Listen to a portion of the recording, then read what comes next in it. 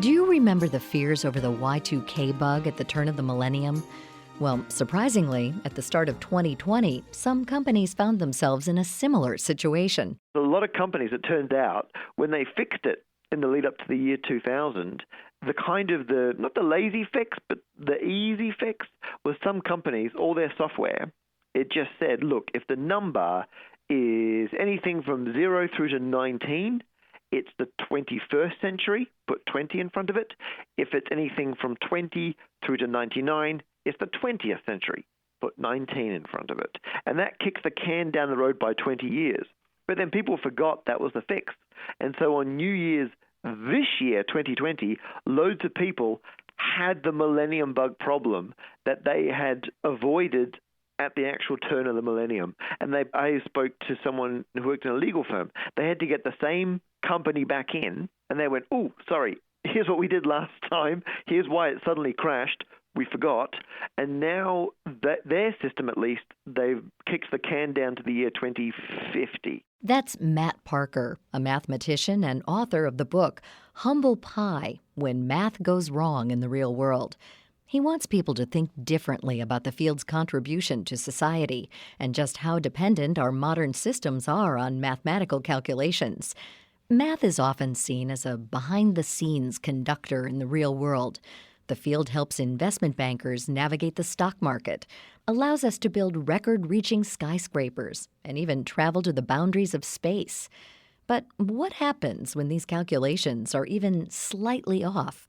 Well, things go bad fast. For a lot of people, they struggle with math, partly because they remember it as being boring from school, but also, as you say, it's very abstract, can be very esoteric. Like the most common question I got when I was a high school math teacher, and teachers get it to this day, is what's the point of this? Why are we learning it?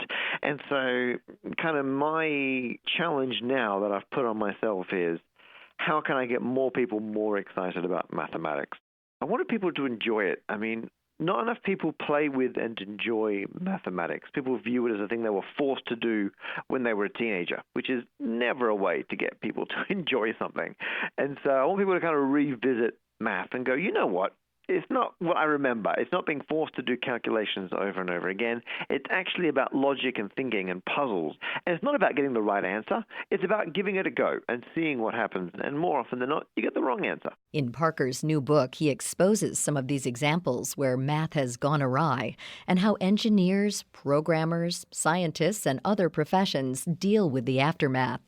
One engineering example he points to is a skyscraper in South Korea that started shaking due to one unforeseen calculation. When they built this tower in Korea in 2011, it was open for a while, and then one day, everyone on the 39th floor felt the whole building start to shake. It was just moving, and they're like, oh my goodness, it must be like, an earthquake or something. And they evacuate, and they get outside, and they're like, oh wait, no one else has evacuated. There's no earthquake. I'm like, oh, that's weird. And it turns out on the 12th floor, so a lot further down, there was an exercise class. And on that day, they happened to exercise to Snap's I've Got the Power. I'm not going to sing it. It's that song where people are very excited about having the power. Who would ever think that the rhythmic tempo from one song could align to create an earthquake-like effect in the building? But it happened. The frequency that people were exercising at matched what we would call a resonant frequency of the building, like one of the frequencies at which it's very easy to vibrate. And on a guitar string, if you play a note near a guitar, if it matches one of the strings, that string will start to vibrate because it's just ready to go at that frequency. And this is what happened in the building. And so it was actually a twisting motion. The whole building started to twist in such a way that the top floor was moving about 10 times more than it should, and they had to evacuate. And when they were designing the building, they didn't realize people would be exercising to Snap, so I've got the power, but they didn't realize that we would call it an instability, this ability to move at this frequency existed. And Parker says these new discoveries happen time and time again in engineering.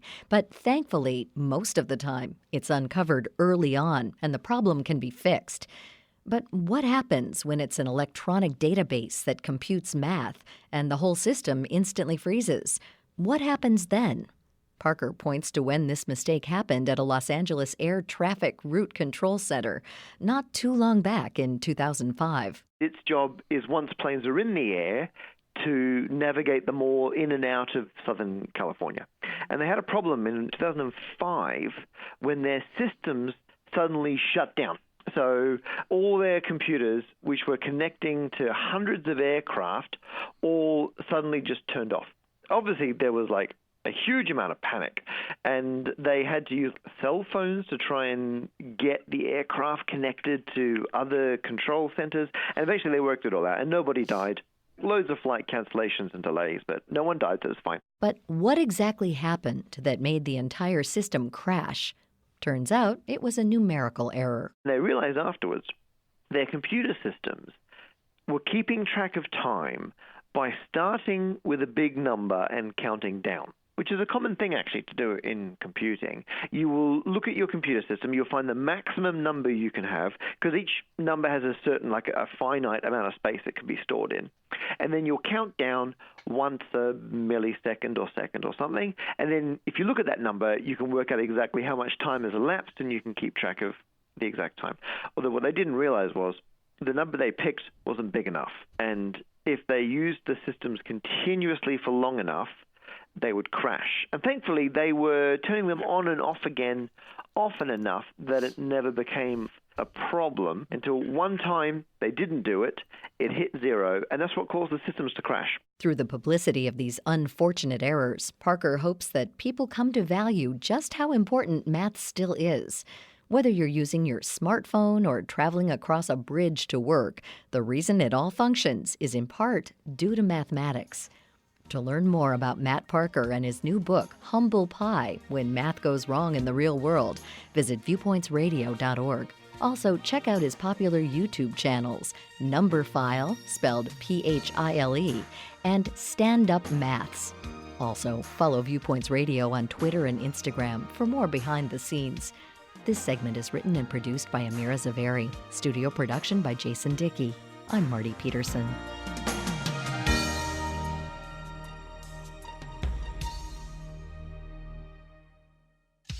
Viewpoints returns in just a moment.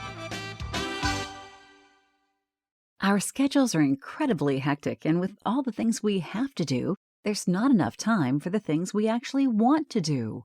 That's why it's more important than ever to find smart ways to save time without sacrificing quality. How can Idahoan mashed potatoes give you more time to spend doing the things you love? By helping you put delicious real mashed potatoes on the table in just 5 minutes. We start with 100% real Idaho potatoes from local growers, and then we wash, peel, boil, and mash them just like you would at home.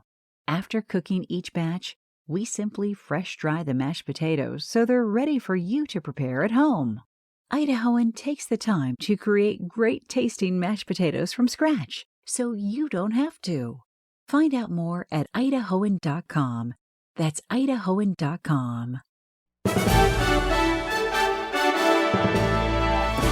And that's Viewpoints for this week. Viewpoints is a production of MediaTrax Communications. Follow us on Twitter, Facebook, and Instagram to learn more about upcoming shows and find a library of past programs on Apple Podcasts, Google Play, and Spotify. Plus, you'll always find previous segments and more information about our guests at viewpointsradio.org. Join us again next week for another edition of Viewpoints. Coming up next week. You have this wonderful opportunity to lose yourself in a creative analog task and to really focus on something and let the outside world just melt away. The wonders of taking time to color.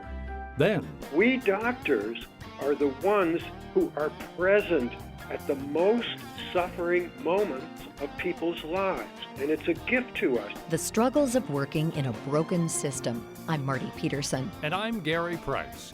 These stories in depth on your public affairs magazine, Viewpoints.